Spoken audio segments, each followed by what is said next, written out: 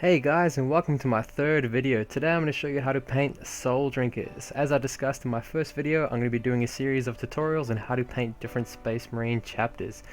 So please let me know down below in the comments what you would or would not like to see. Today I'll be working on a familiar Marine, which I'm sure you remember from the first video. We're going to paint this guy up as a soul drinker today, and I'm going to show you my method of how I paint my soul drinkers. Now the method that I use, it can get quite time consuming and irritating at times. However, the result, as I'm sure you'll agree, is spectacular. So here we have a finished example of what I'm going to show you today. So without further ado, let's begin. Now the first paint we're going to need is called Azirius Purple from Games Workshop. It is the base purple that I use for all my soul drinkers, and it is a foundation from which we will work today. Today I'll be using a standard paintbrush from Games Workshop. This is one of the older ones. They've currently replaced it with a newer range, but anything that's your standard size with a decent tip will work just fine. Today I'm going to use this one as well, which is old. As you can see, it's quite old, quite battered, but I'll only be using this one for the base layer because you don't really need an awful lot of precision when you're putting down the base layer. Lamian Medium it's produced by Games Workshop. It is a paint thinner, which there's many different varieties such as this one out there which I prefer to use, called the Flow Medium. They're readily available in most craft stores. I'll be using that one today, but basically it's just there to thin out the paint and allow you to better blend. I will show you now how I mix it up though, just to be aware that the white mediums like this, they have a tendency to lighten the paint just because they are white, as you'll be able to see here. So just bear in mind that the more medium, if it is white not clear, that you add, the lighter the color will be. As you can see here, it's already gone a shade or two lighter, which majority of the time, not a big deal, not a deal breaker, but please be aware for big projects. And without further ado, here is our model. So basically with the base coat, what you want to do is just basically just put down a foundation from which you're going to work. You really just want to get it everywhere, except of course the joints in between the armor, which you would like to remain black. However, if you do have a bit of spillover, it's not a big deal, just fix it up later, no problem. As you can see, the paint here is a little bit thinned out. That's thanks to the medium. This is exactly the desired effect, and you'll see why later on. Not only does it apply more evenly and smoothly, but allows for blending opportunities, which I'll show you in this video.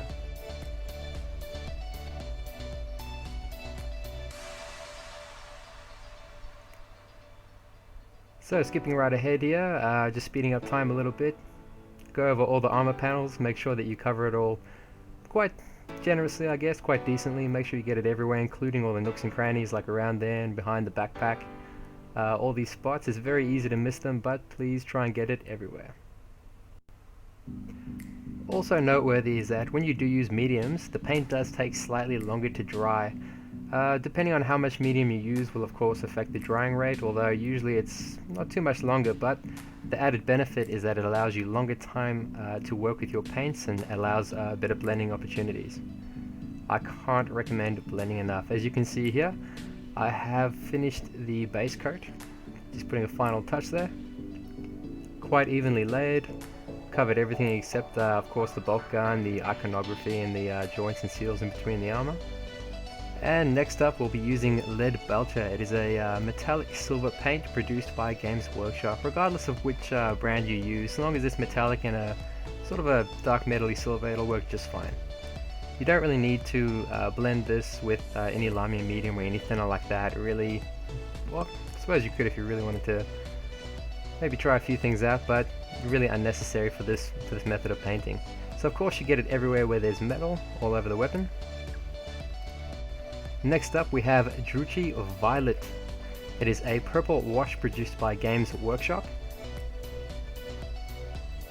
And as you can see there, also silver shoulder pads. Very important, silver shoulder pads. You can do them whatever color you like, however, I just like silver.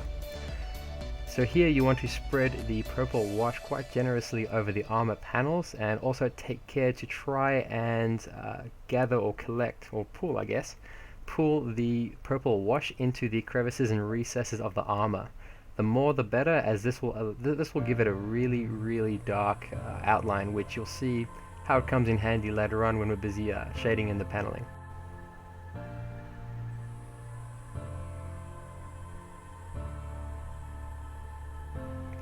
Here you can see that the wash is pretty much fully applied. The model has become significantly darker, and I've attempted to pull the wash into all the crevices as much as possible. And here we have Nuln Oil. It is a black wash produced by Games Workshop, and we pretty much use this to try and tarnish and add some battle-worn sort of effect to all metallic surfaces such as the bolter. Adds depth, and it really does make things look more used and worn rather than just your straight flat unrealistic silver. Now remember to get it on all metallic parts of the weapon, including the Imperial Eagle over there, as well as on top of the weapon itself. Now there's not really a need to do it on the shoulder pads, on the trimming of the shoulder pad. I used to, but I found that it was quite null and void later on, because you end up going over it with silver again anyway.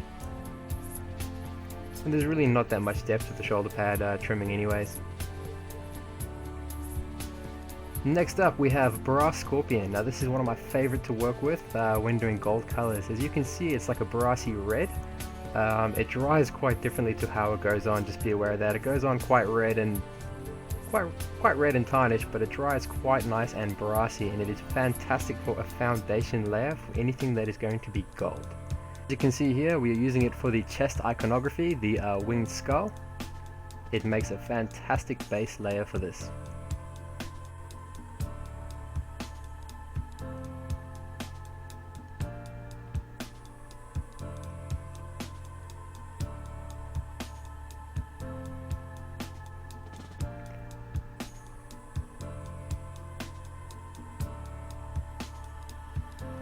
Also, don't forget any small skulls or anything else hiding around the armor that you would like to be the same as the chest plate. Do not forget to include them.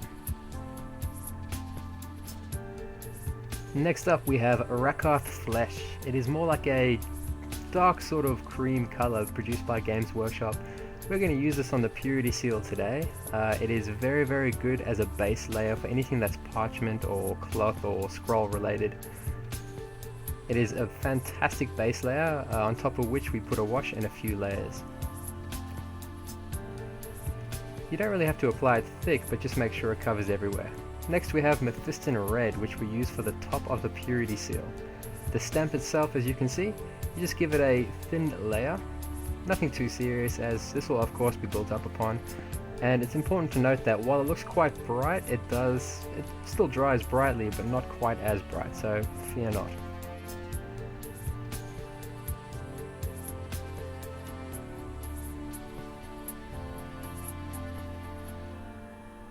And next up we have Retributor Armour. Now this is a relatively new paint, at the time of making this video anyway.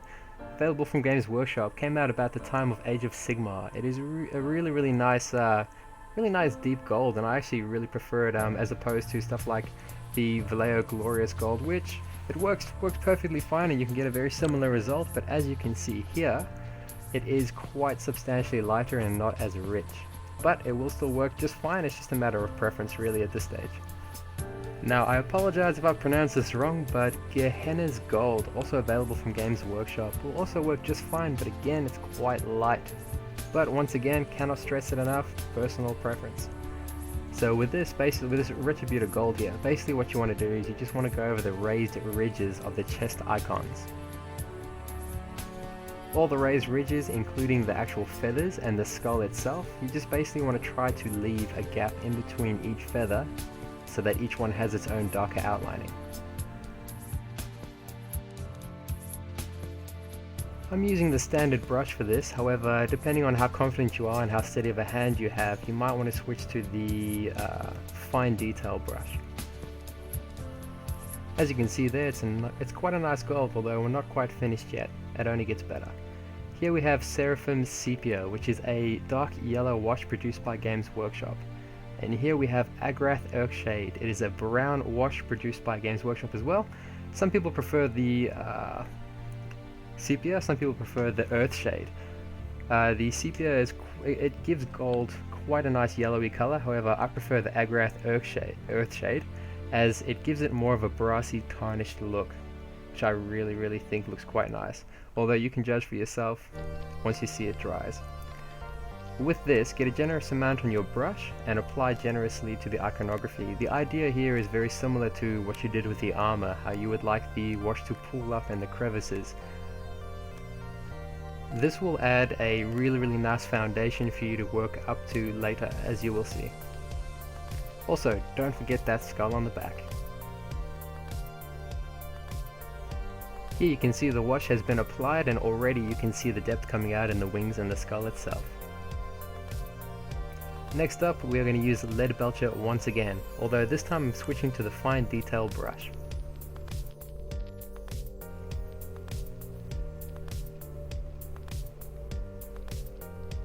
We are basically going to use this to try and add, I guess, another layer of depth and wear and tear to the bolt gun.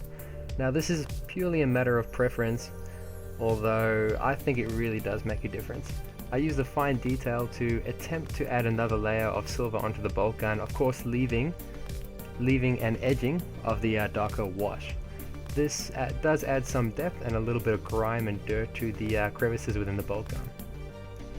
Only takes a few minutes, but yet very effective, and I can't recommend it highly. Just as a side note, here we have Nagaroth Knight. It is an alternative base layer for the Soul Drinkers. Some people really like it, however, I believe it doesn't really make too much of a difference to the end product, but personal preference. And now onto the armor. Again, we have the original starting purple as well as the Gene Stealer purple, which is a lighter shade up. You're going to need to work with both of these closely together as we do the armor. I'll explain to you exactly why. Now here I'll show you my mixing palette. Here you can see is the starting purple. Let's get a little bit of it. Putting it down, I'm just going to show you how I blend my colors. As an example here, I've just put down a little bit of Xerius purple. Now I'm going to add a small amount of Gene Stealer purple, which is a lighter one, up to it. And I will hold it up to the camera so it can focus in just a second. But basically the idea here is to put them side by side and then slowly blend them in together until you reach the desired color. This is a very handy technique, not only in controlling the amount that you blend, but also so that you can actually compare live how far away it is from the original color. As you can see there, it is approximately a shade or two lighter, which is exactly what we need. Now, mixing up a batch to use. As you can see, I've pre-mixed a batch and I've just added 2 drops of that flow medium. As you can see, once again, because it's white, it's taken it up just a little bit in color, however, not a deal breaker. To demonstrate this, I'll show you. With the previous purple that I used for the base, there is a stroke from the new one. You can see it's very close, but there is a slight difference. And now we begin layering the armor. Now, I recommend leaving an outer layer. This is exactly why I mentioned to try and pull the wash into the crevices earlier.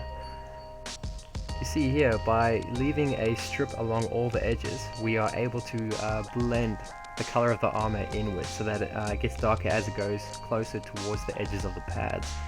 This is a very nice effect, and it is very crucial to keep this in mind for the whole purpose of blending, really, because it'll show the progression from dark to light. Now with mediums, as you can see, it does thin out the paint quite a lot, and the paint does dry a lot better than it looks, so fear not. When you first put it on, it might not look too smooth or too fluid, but it really will dry quite nicely if you have it in the right ratio. This can be quite a time-consuming step. You need to go over all the armor panels and try to work your way through. At this stage, we're not really worrying too much about a light source. It's more just adding a lighter layer for the base of the armor. Work your way around all the panels, keeping in mind that you need to leave that ring or rim around all the edging. Now, as you can see here, we have the finished result from that previous layering. So now what we're going to do is we're going to add the next layer. By adding a little more Gene Stealer purple to bring it up another shade, the same way I showed you before, then we can start painting yet slightly more in yet again. So now on the outer rim of the shoulder pad, you should have the darker layer as well as the second layer that you just put down. Please allow room for both of these and start adding the new lighter layer. It is very important to note at this point as well that the more paints you mix in together, the more Lamy medium you will need to add. For an example, when we did the first layer, I had the 2 drops of Lamy medium. I simply added more Gene Sealer Purple to this mix to lighten it up. However, I then also added another drop of Lamy and Medium because the paint, of course, the more you add, the thicker it gets. Once again, work your way around all the paneling, but you only need to add less than previously because you are not covering as much ground. It is entirely up to you how you would like to work this. So next we have yet a lighter color. Same process, add a bit more Gene Sealer Purple on and a little bit more Lamy Medium or whatever thinner you do use. Now we can use this stage to add more of a lighting effect. Here as an example, I sort of choose rounded edges and parts of the armor where I believe the light or the sun would hit where it roughly directly above. So as an example there, I have the rounded part of the shoulder pad, the rounded part of the helmet, of course the bridge on the helmet as well. For this stage, you really need to try to think of light sourcing. If were the sun directly ahead, where would it shine on? So of course, on the top you have all those little bits and little pads there and the round bits of the armor. But also try to think knee pads, for example, shoulder pads perhaps. The back of the leg is also quite an important part there as it is stuck out. Now it is entirely up to you if you want to use this as a source of light, or you can even just do an entirely new layer just to bring it up a bit if, for your personal preference, you prefer them to be lighter. For this example, however, I'm using it as a basic example of light sourcing. As you can see there, quite a good effect. And it really does highlight the importance of blending. Here we're going to use Abaddon Black. Basically with this, all we're going to do is really tidy up. In this example, we're going to use it to tidy up the bolter housing. As you can see, we spilled some silver along the way, which is inevitable. And while you have it out, why not tidy up the seals and in between the armor joints? If you've messed any purple or anything like this, this is the perfect opportunity just to tidy up a little bit. Quite often I will do a major part like an armor panel, and then I will jump to something like this, like a tidy up job, while I wait for it to dry.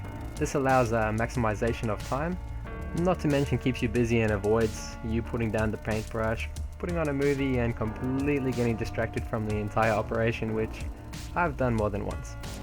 As you can see back there, just a little bit to tidy up in between the armor joints.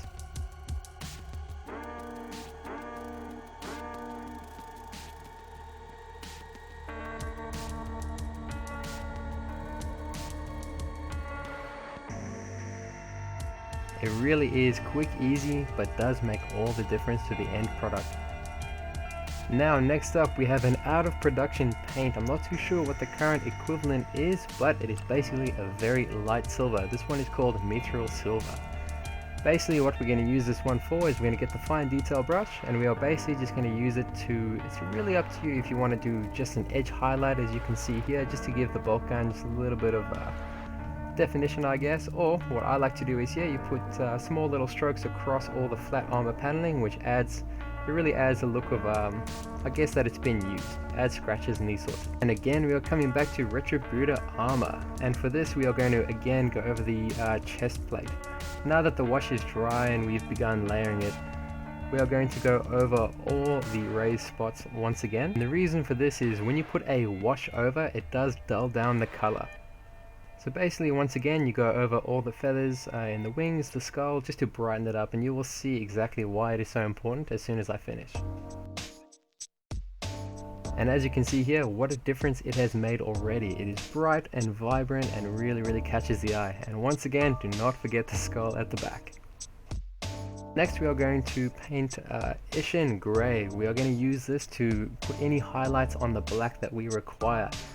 Now for the purpose of this example, it's going to be the black bolt gun housing, as there's not really a lot of black on the model. Turn to the trusty lead belcher. This technique will make quite a difference. Basically I just get a small amount on a fine detail brush and I just lightly go over the edges of the chest icon. Basically you go over the skull and just the edges of the wings and the feathers, and you will see exactly why in a minute. It really does add a new dimension. You can leave it gold if you prefer. However, I find that it does break up the gold quite nicely, and the silver really does complement it quite well.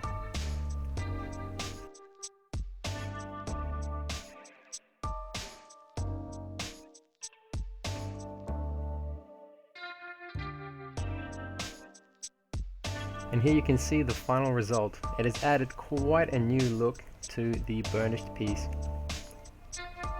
If you haven't guessed already, I do like to go the extra mile in my painting. And of course, don't forget the skull at the back.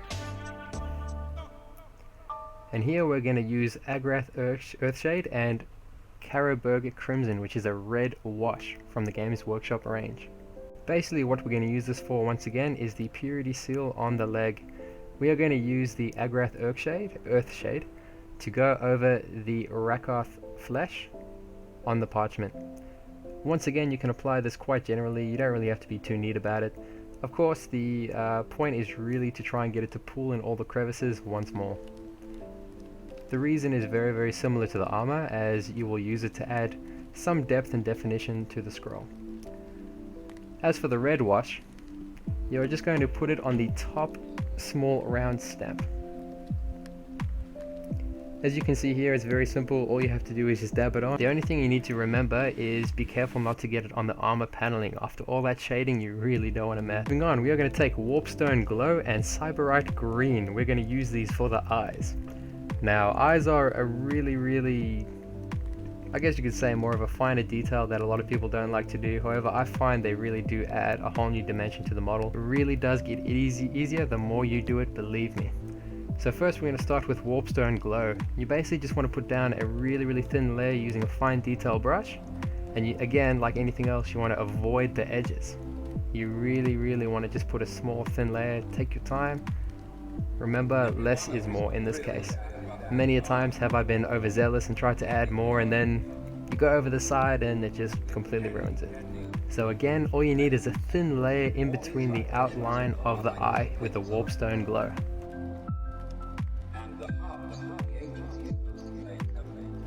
And here, as you can see, we have the base layer down. Now I'm just going to do a small touch up on one of the eyes. I noticed that the layer wasn't quite flat. Although next what we need to do is we need to add a wash over this. Now the wash I've chosen is Collier Green Shade, also available from Games Workshop. As you'll be able to see, it's actually quite a nice shade. It's sort of a bluey green, which complements the color of the jade eyes really well. Very similar to the purity seal, the red on the purity seal I should specify. You just get a little bit on your brush and you dab it in there. It is quite a dark wash, which will fit in really well with the outline that is already in the eye, like the edging. Now I know that the original model had yellow eyes, however I found out from reading the Soul Drinker's Omnibus that they actually have jade eye lenses, so I decided to correct it in this video. And here you can see we've applied generously to both eyes, taking care not to go over onto the armor paneling. Once again, you put so much work into the armor, you really don't want to smudge it. And while we wait for that to dry, we're going to jump back with Ushabti Bone to the purity seal. Now that the wash has dried on the cloth, we are going to put a very thin layer of Ushabti Bone over the cloth. Now it's entirely up to you where and how you would like to put this. What I like to do is start with the edges and then work my way with thin brush strokes downwards. I try to leave some of the wash wherever it has pooled. I try to leave parts of it behind in order to give the illusion of depth and to give it a bit of body rather than a flat color. As you can see there, where the wash has pooled, I've decided to leave it and let it be. Now the real trick with this is trying to make it look natural. However, you'll figure it out easily enough. It's just trial and error. It really is quite simple once you figure out what to do. Again, it really is a matter of opinion here, what looks good for you. A little bit of trial and error, maybe on some spare marines, it'll do you the world of good.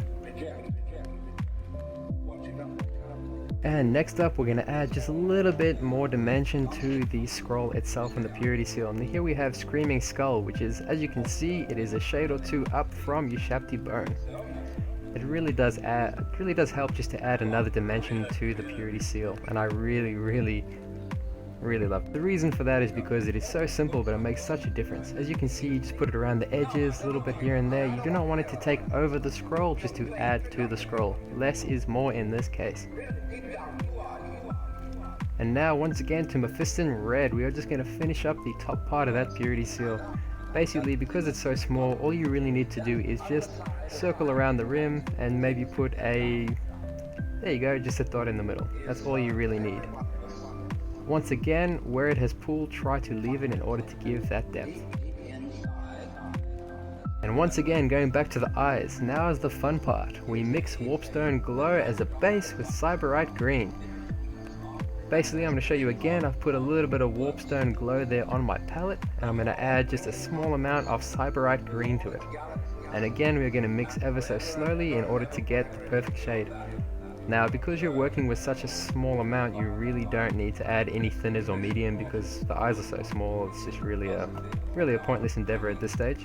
So what you want to do is you really want to mix them together and slowly, as you can see there, slowly try to reach a point to where you are close to the original Warpstone, but yet it's a whole new lighter shade.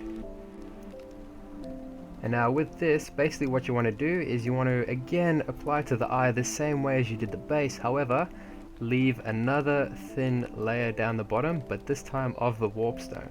So you will have the edging or the rim of the eye, and then you will have a thin strip of the original Warpstone, and then you will have this new color. A good way to help you visualize it is very much like the armor. You work your way up in layers, gradually getting lighter and lighter. Once again, fine detail brush and requires a steady hand, but really does get very simple the more you practice. As you can see there, it is already making a difference to the eyes, and we aren't even finished yet. Next up, we're going to take straight Cyberite Green, not mixing it at all, just a small dab on the brush.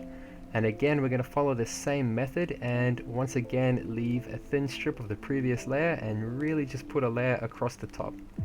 This is really just to create the illusion of light and to add some depth to the lens itself. Very simple, again, no medium, no mixing, just straight application.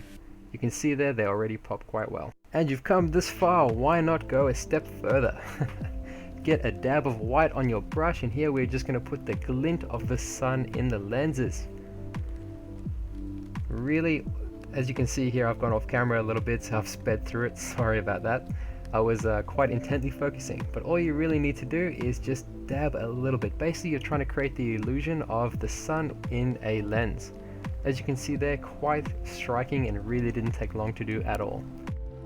Now this next part is really an optional extra for the dedicated few of you out there. Adding highlights to the armor using Genestealer Purple. Just straight Genestealer Purple and a fine detail brush, no mediums, nothing. So basically all you would do with this is you would just add small, I guess you could say outlines to the corners and edging of the armor. This is a very time consuming process and requires quite a steady hand, however, for those of you that persevere, you'll be well rewarded as you'll see at the end. Here I'm just giving you an example. As you can see there, it just adds just sort of another layer of depth to the armor. However, for the purpose of this video, I'm just going to show you that one as an example. I'm not going to replicate it over the full model. And here we have Blood Red. It is a color from Games Workshop that is out of production, not sure what the equivalent is now. An alternative is Vallejo Game Color Bloody Red, is very quite similar. Basically, just after a very bright red, just put a finishing touch on the purity seal. Again, because it's so small, all you really need to do is just a dab here and there. You really don't need to do much, but it does pop quite nicely. As you can see here, a little bit really does make all the difference.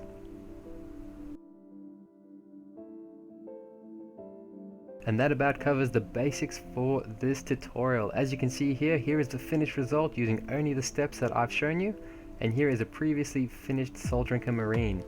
As you can see, he's missing the squad markings, chapter symbol, all these small details. I'm not going to cover them in this video, of course. However, I'll be more than happy to make a separate video to show you these should you request it, so please leave a comment down below if this is something you'd like to see, and I'll make it happen.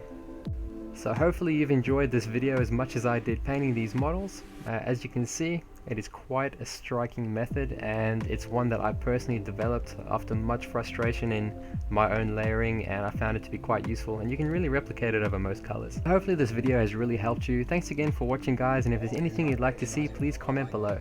Thanks for watching and stay tuned.